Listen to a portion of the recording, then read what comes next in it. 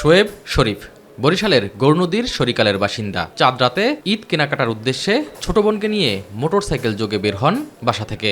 এরপরেই মর্মান্তিক দুর্ঘটনা। দুজনেই এখন চিকিৎসা নিচ্ছেন জাতীয় অর্থোপেডিক হাসপাতালে। শরীফের অবস্থা গুরুতর।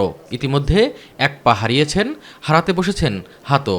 হুট করে একটা গাড়ির সামনে, তারপর কি হয়েছে কিচ্ছু মনে নাই, শুনতেছি এখন পাও নাই। এটা তো ভাই আমার কাছে অবিশ্বাস্য। ডান পাশে পাওয়া নাই, ওষুধ মিথ্যা সান্ত্বনা দিও না। বরিশাল জেলা ছাত্র দলের এজিএস, আমাদের এখন একটা ভালো সময় আসছে। এই সময়টাতে এরকম একটা অবস্থা হবে, এটা আমার কাছে অকল্পনীয়। হ্যাঁ, দুজনের অবস্থা খুব খারাপ। আমি খুব কষ্ট করে এদেরকে মানুষ করছি, লেখাপড়া করাইছি। সেটা অনার্স অ্যাকাউন্টিং নিয়ে অনার্স কমপ্লিট করছে। আমার কোনো ভাষা নাই। এই পরিবারের মতো ঈদের আনন্দ মলিন আরও অনেকের। মোটরসাইকেল দুর্ঘটনায় পঙ্গু হাসপাতালে বাড়ছে রোগীদের ভিড়। আমাদের তো আর ঈদের মতো নাই, আমরা দৌড়াদৌড়ির মধ্যে আছি। কেবল মোটরসাইকেল নয়, ব্যাপক আহত রোগী রয়েছে অটোরিকশা দুর্ঘটনায়। আফতাবনগরের কামাল হোসেন তেমনি একজন। অটোরিকশা চালানোর অভিজ্ঞতা নেই, শুধু ইচ্ছাকে প্রাধান্য দিতে গিয়ে তার এই অবস্থা।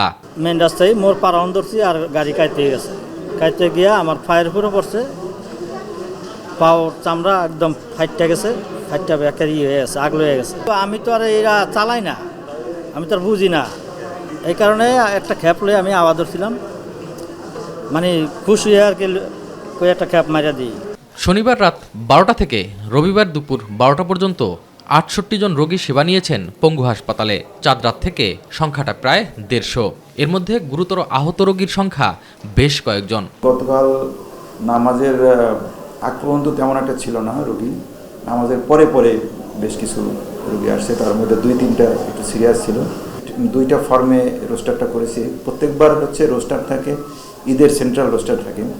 এবার প্রত্যেক ইউনিট থেকেও ডক্টর আমাদের আছেন, কাজে মানে ডাবল ডক্টর আমরা আসি, এবং আমার মনে হয় আপনারা কোথাও গ্যাপ পাবেন না। এবার ঈদের সময় ফাঁকা রাস্তায় দুর্ঘটনার সম্ভাবনা বেশি থাকে, তাই সবাইকে সাবধানে যানবাহন চালানোর পরামর্শ চিকিৎসকদের। এস এম আরিফ, মাই টিভি, ঢাকা।